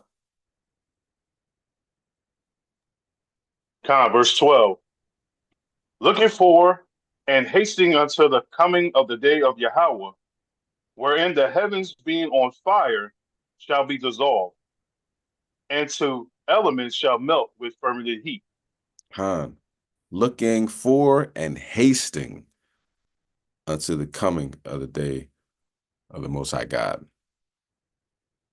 Looking for and hasting. All right. How do we haste? You know what I mean? We got to do the work. We got to wake up our people. Wake up, the hopeful elect, 144,000. Possibly, you never know who you're talking to. Somebody could be coming straight off the streets, just got finished selling a pound of cocaine, kilo of cocaine, and walk by the camp. You know what I mean? And your conversation with them might just click, and he could be part of 144,000. Moving towards the fact that possibly we could be at 143,999. Do you know what I mean? We could be right there, and that next person's it. You know what I'm saying? Just keeping that in mind. We just aiming to get out of here. All right. Okay, let's go to Isaiah chapter 62 and 7. How else can we haste the coming of the Yahweh Shema Shai? And in Amos, it says, what is the day of the Lord to you? It's darkness and not light. It's going to be rough. It's going to be difficult, but as long as we have the angels encamped around us, it'll make things much more easier than, say, the next man that don't care anything about this, like Lil Durk. You know, he found Allah. How's that working out for him right now? You know what I mean? Not to not to be throwing shade on the brother when he's, fighting for his life, but my man, if you made a contract kill, a contract homicide on somebody, you deserve to go to jail. Do you know what I mean? And you know what? He raps about it. If you ever listen to his music, he's like, yeah, man, I'll put money on your head and da da da. And the feds are like, well, go on, continue on. All right. But at the same time, people saying, he found Allah and all that, and didn't change his life one bit. I couldn't tell through his music. He should have been changing, talking about, Assalamu alaikum and all that other stuff, but not saying that's gonna get you anywhere. That's not the way. You know what I mean?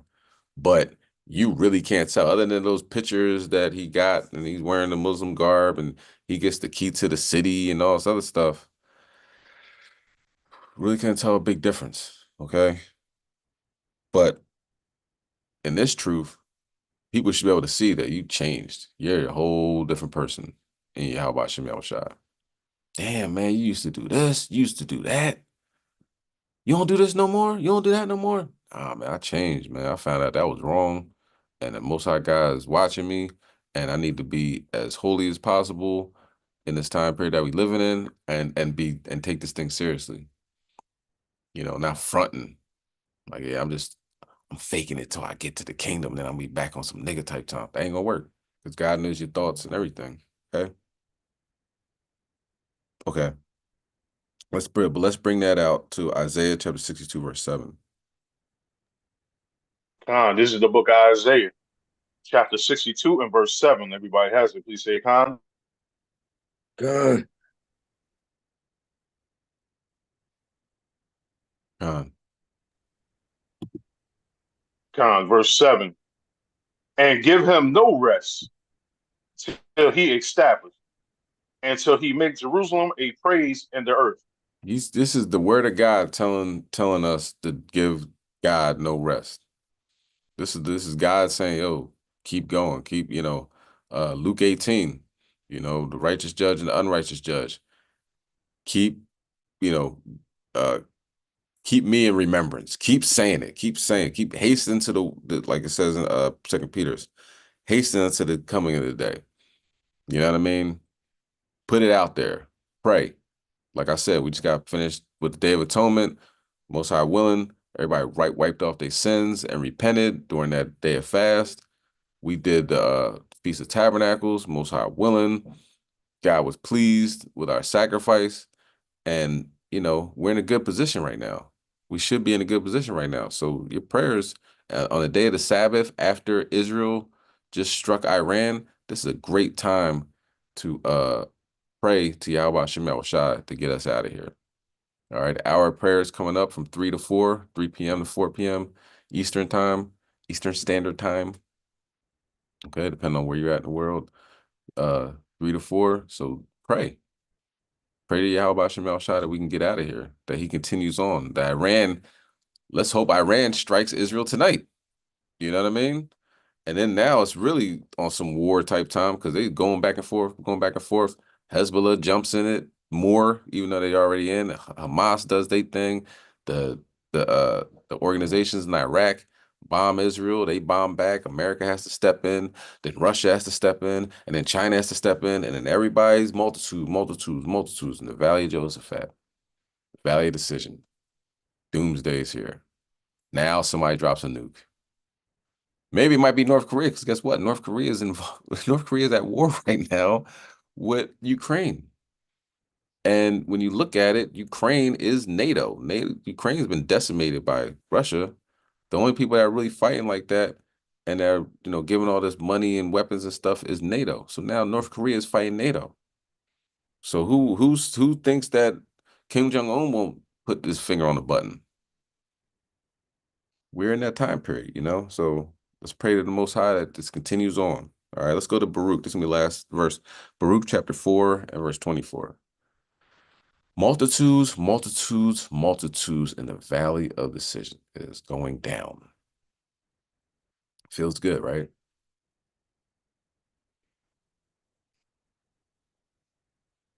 Camp is going to be like shooting fish in a barrel, man. You know what I'm saying? You just talk about what's going on in the world. Everybody sees it. They can't not see it. Even though they try to, do the ostrich, put their head in the sand and all other stuff, but very difficult to not see all these prophecies that are unfolding, you know.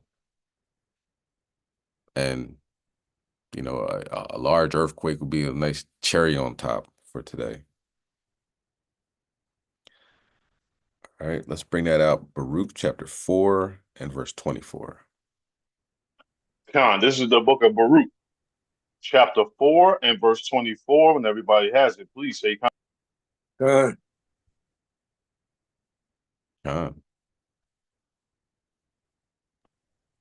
Khan, verse 24. Like as now the neighbors of Zion have seen your captivity, so shall see shortly your salvation from our God, which shall come upon you with great glory and brightness of the everlasting. See, everybody's laughing at us, and you know what I mean?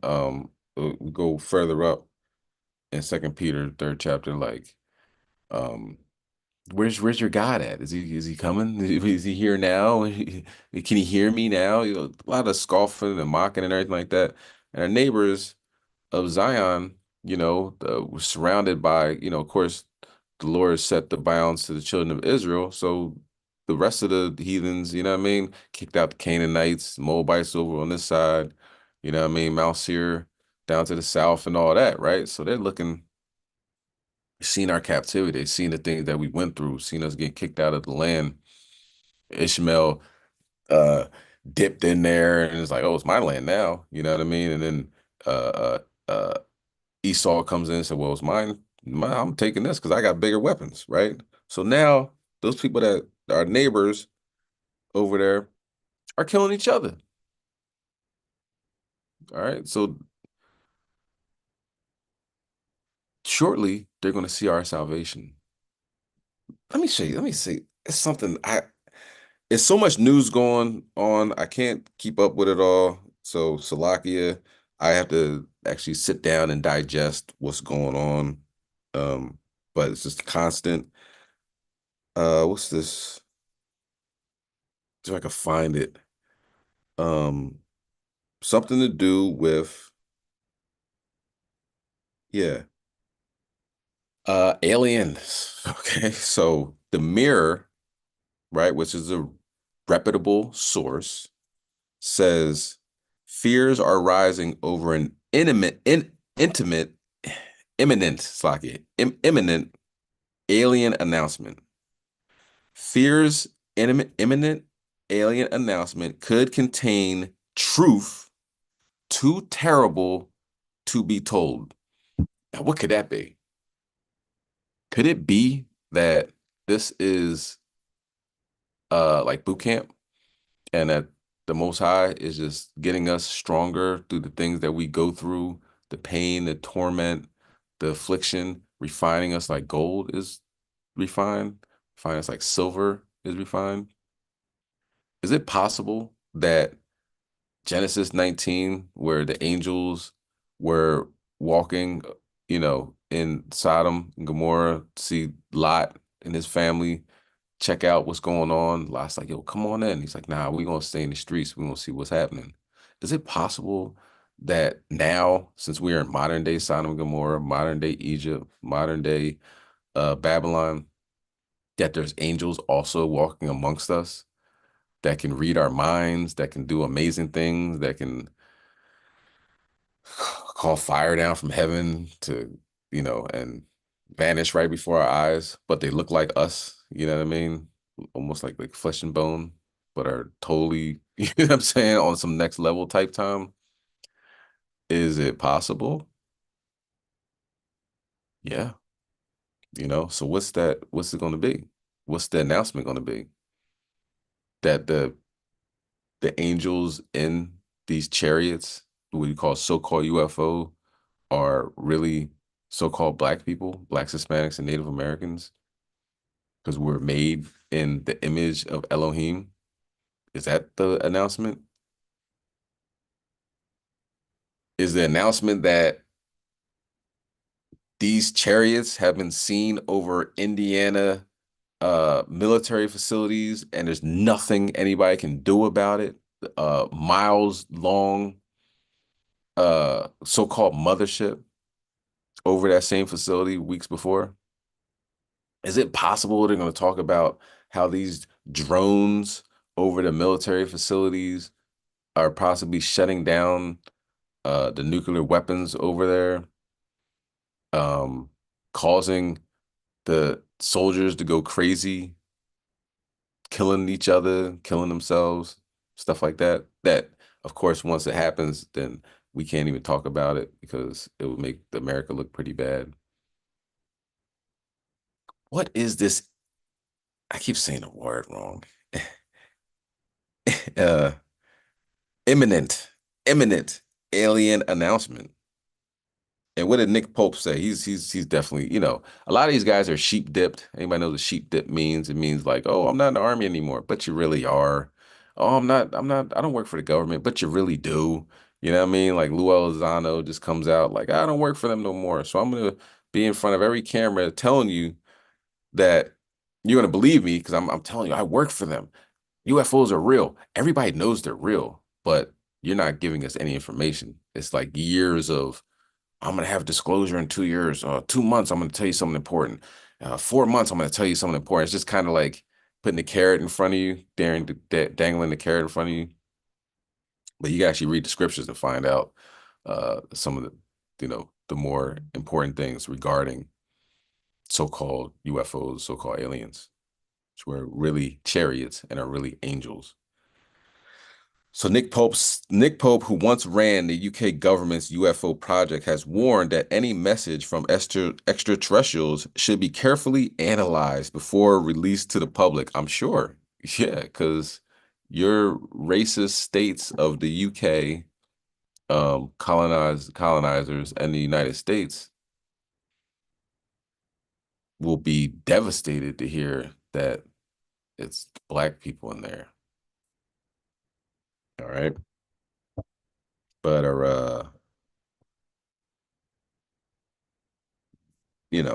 our salvation is on its way, and it shall come upon you with great glory and brightness from the everlasting Bashima Mashiach Yahushai.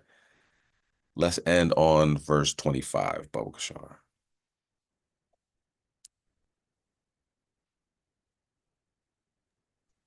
Verse 25.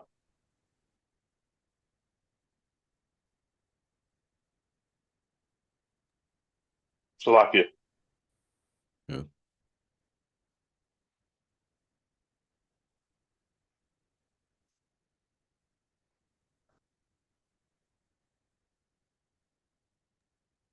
Yeah. Verse 25. My children suffer hastily the wrath that is come upon you from Yahweh. Oh, Slakia, so it's a comma there, right? So that's important because it kind of, if you put it together, it's not going to sound right. Do again. Salakia. My children suffer patiently the wrath that is come upon you from Yahweh. For thy enemy hath pursued thee, but shortly thou shalt see his destruction, and shalt tread upon his neck. Yes. Yes. So the Most High, we talked about, the Most High, and I used to always say this, is he dead kicks? You know what I'm saying? We're going to give them the is he dead kicks. We get to see our salvation. The world's going to see our salvation. And we just got to patiently wait. You know what I'm saying? And that enemy, we will see his destruction. And we can see it. We can see Iran getting bombed by Israel. We can see Israel getting bombed by Iran. they're killing each other. Cleanse that land by all means. You know what I'm saying? Hezbollah showing their missiles, the Houthis knocking their missiles over to to Israel, Iraq shooting missiles over to Israel, Syria shooting missiles over to Israel, and Syria was getting hit by attacks yesterday as well. All right. So they're all in the Valley of Jehoshaphat, they killing each other, you know. We need to get our popcorn out, get our Bible and our popcorn. You know what I mean? Have a glass of wine if you drink, or some tea. Not today because it's Sabbath. Don't heat up no water. And watch our enemies get destroyed. Multitudes, multitudes, multitudes. Hom Yashala.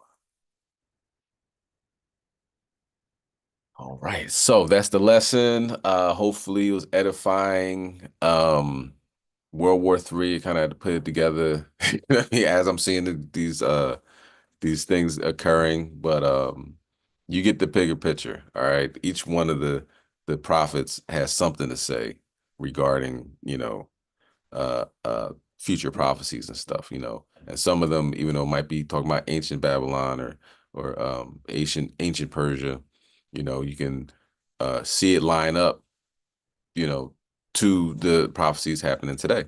Because like it says in Job, um, the wisdom, is double unto, the words. It can mean this and it can also mean that. You know what I'm saying? So that's another thing.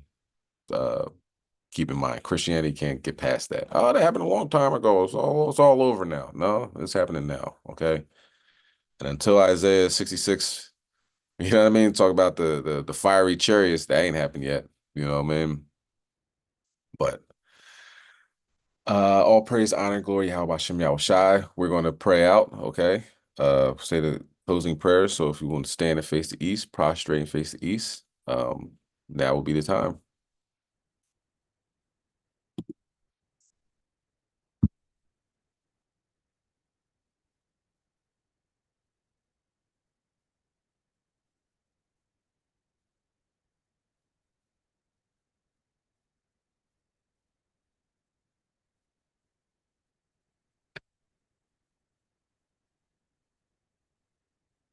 All right. This is the Lord's Prayer in Paleo Hebrew. Abanawa, Shabbat Shemayim, Kodash, Haya, Shemka, Yahweh, Malachwaka, Thaba'a, Ratazayaka, Haya, Aisha, Barataza, Kawa, Aya, Bashemayim, Nadananawa, Lacham, Kau, Yawam, Wasalaf Nawa, Kabawaf Nawa, Kasalaf Nawa, Kabawaf Nawa, Wala'a, Thabayanawa, Banasai 1, Abo, Hawashai Nawa, Mayan, Rai, Kaya, Laka, Hamalakwaf, Wa'ala, Wataparaf, Lai Walumnum. Amen. This is the book of Matthew, chapter 6 and verse 9. After this manner, therefore, pray ye, Our Father, which art in heaven, hallowed be thy name. Thy kingdom come, thy will be done in earth as it is in heaven. Give us this day our daily bread, and forgive us our debts as we forgive our debtors. And lead us not into temptation, but deliver us from evil. For thine is the kingdom, and the power, and the glory forever. Amen. Shemai Yasharallah Yahweh Ahaynawa Yahweh Aha Shemai Yasharallah Yahweh Ahaynawa Yahweh Aha Shemai Yasharallah, Yahweh, Allah Haynawa, Yahweh,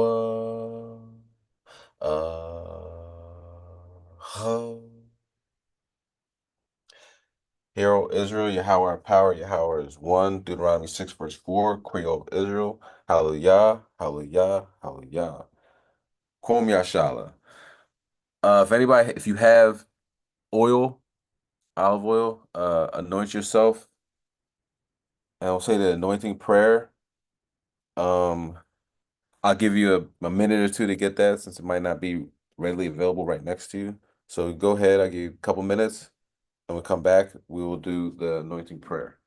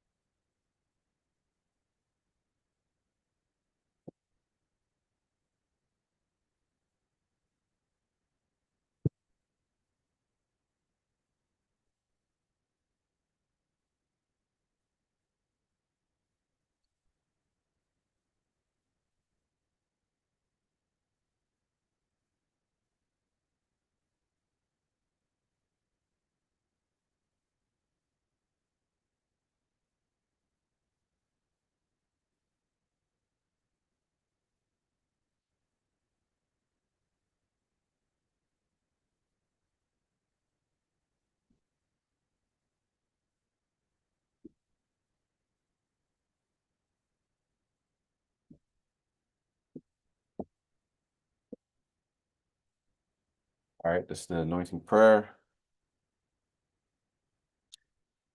Yabaraki Yahweh, Shamarka, An Yahweh, Pun Yahweh, On Yakar, Hun Yakar, Yasha'al Yahweh, Pun Yahweh, An Yakar, Shemnakar, Shalom, Yahweh, Ba'ashem, Hamashiach, Yahweh Shai, Babakashar, Shemai, Nawa, Aitha, Shalak, Micah Allah, Elohim, Shema'io, Barak, Rapar, Azar, Magun, Kazak, Ataziyah, Bawa, Yasha'ala, Yasha'ala, Yasha'ala, Ko, Akim, Ko, Akwathim, Ko, Bunyam, Yasha'ala, Ba'ashem, Hamashiach, Yahweh Shai, Wada, Abalam, Abalam,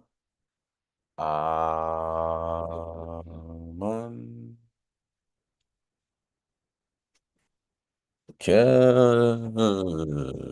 All praises, all praises. Kom Yashala. All right. Multitudes, multitudes, multitudes. You know what I mean? Let's see what's going on in the future. Like one thing I can say is that the Most High got his hand in all this. So let's enjoy it. Like I said, we're getting into a time period where after the Day of Atonement, after Feast of Tabernacles, very holy time. Okay. We're gonna have our next new moon is October 31st on the Halloween, you know what I mean? Combating this light versus light versus darkness. You know what I'm saying? It's a time really to buckle down and strengthen ourselves, gird up your loins, be ready. All right, make sure you got your garments on, you know what I mean? Try to be as spotless as possible, okay? Make your election sure in these last days. We got next, Kwame Sha'ala, Shalom.